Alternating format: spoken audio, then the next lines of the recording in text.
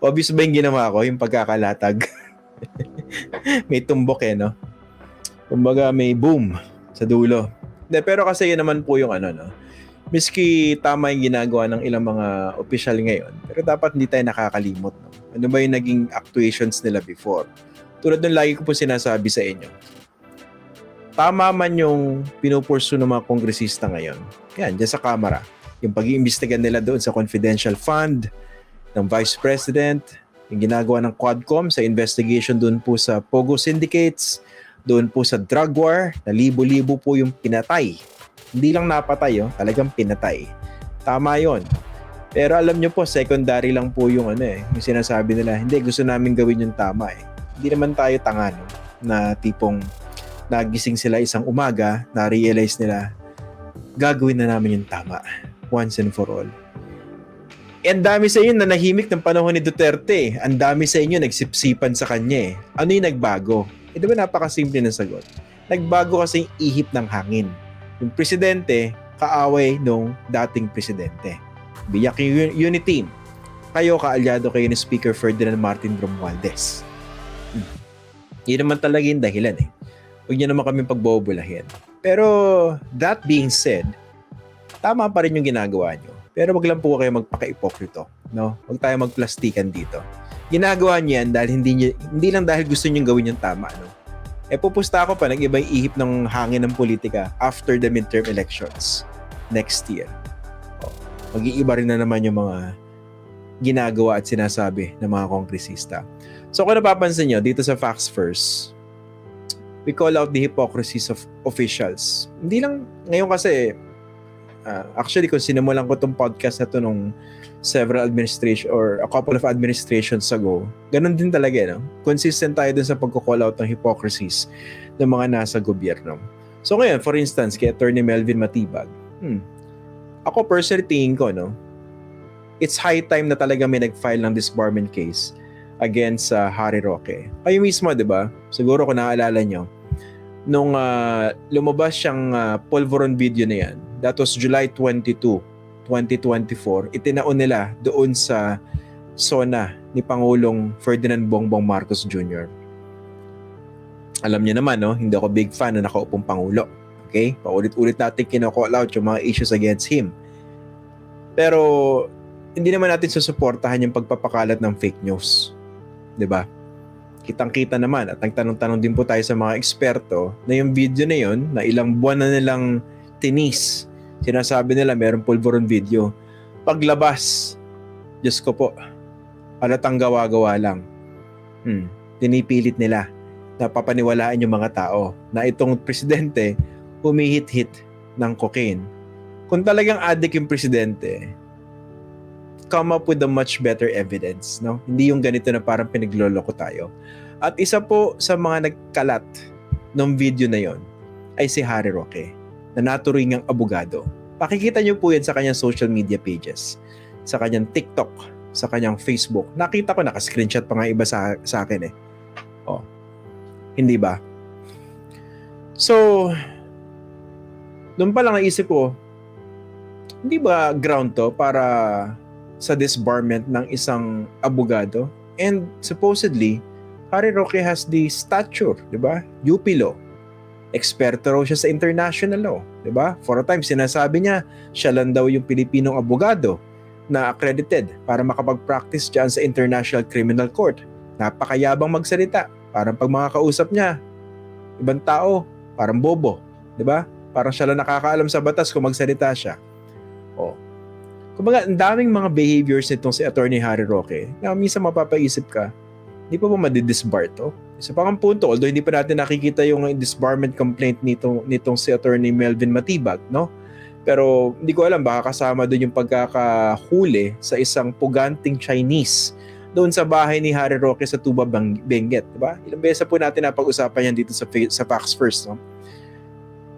What are the chances na itong high profile na pugante na Chinese mahahanap sa bahay mo? Sa dinami-dami ng bahay sa buong Pilipinas. Ang dami-daming coincidences na pagkakadikit ito si Harry Roque sa Pogo. So, tingnan natin kung saan patungo itong investigasyon ng Quadcom, ng PAOK, at iba pang ahensya ng gobyerno pagdating dito sa pagkakasangkot di umano ni Harry Roque sa mga pogo. Pati na rin po yung kahinat na nitong disbarment case filed by Attorney Melvin Matibag. Pero yun nga, kung napansin nyo, yung pagtatanong natin sa kanya kanina, nilalatag din natin. Merong direction yung pagtatanong natin. Dahil hindi naman pwedeng kakausapin natin siya. Enabler siya for so long a time ng Duterte administration. Hindi naman niya kino-call out si Harry Roque at that time. Diba? Hindi naman siya nagsalita nung binababoy ni Harry Roque at ng ibang mga kaalyado nila si Leila de Lima. Siya na rin nagbanggit. Pinakulong for more than 7 years. Nagawa-gawa yung kaso. Sino bang promotor ng kaso na yun against Leila de Lima? Hindi ba si Rodrigo Duterte? So, yun lang po, no? Hindi naman sa sinasabi natin na maling ginagawa ni Attorney Melvin Matibag ngayon. He's doing the right thing, no? From my perspective.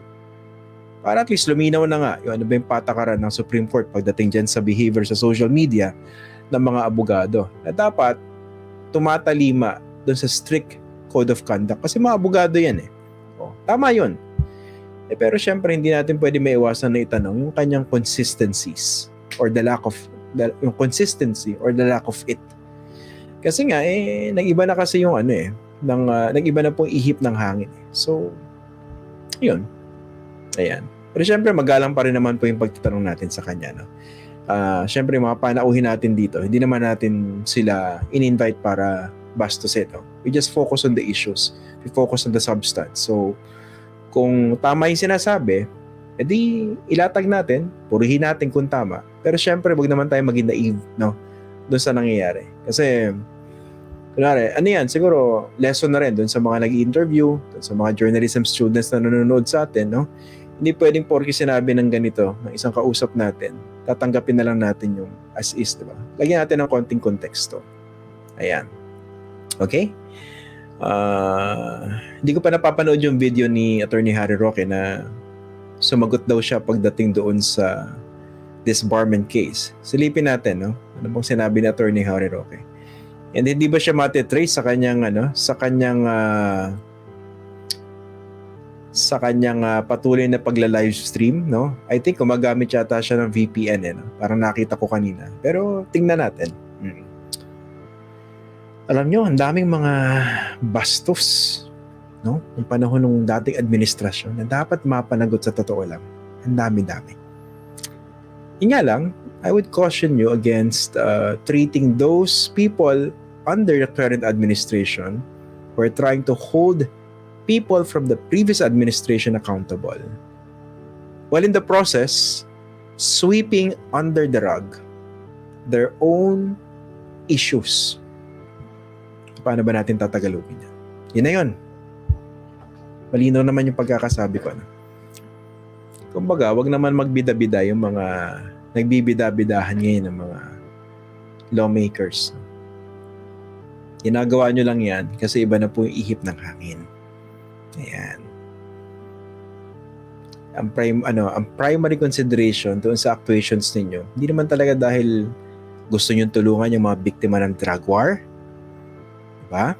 Kasi kung gusto nyo tulungan yung mga biktima ng drug war at papanagutin yung mga umabuso sa ngalan ng drug war ni Duterte, hindi lang naman po natin ngayon lang nalaman yan, di ba?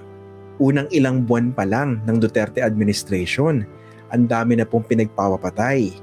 Yung bunganga ng Pangulo ng panahon na yon, dire-diretso, parang Armalite.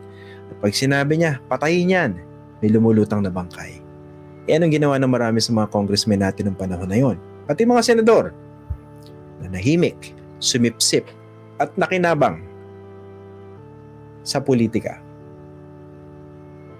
Ngayon, nagsasalita sila kasi siguro mas dun may pakinabang. Tapos bida ka pa. No? Pasensya na, pero pag dito sa Facts First, hindi natin pwedeng tanggapin ng ganun-ganun lang yun. Kumaga, kung papasok kayo sa pintuan, teka muna, ipokrito ka. Kailangan masabihan muna natin sila na ipokrito bago natin sila papasukin. Diba? Yun lang. Dami kasi bida-bida minsan no? Manood lang kayo ng ng hearing sa Senado tsaka dyan sa House, no? Grabe. Ang daming bida-bida. Yun nga lang, if there's one lesson that we can learn from life, no, as we advance in age, is that we choose our battles. And perhaps that is the function of wisdom.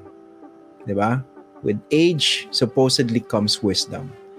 And hindi man natin pwedeng sabihin na ipokrito lahat yan at tatalikuran na lang din natin yung mga tamang ginagawa nila ngayon. No? Ganun talaga. No? We have to accept that fact.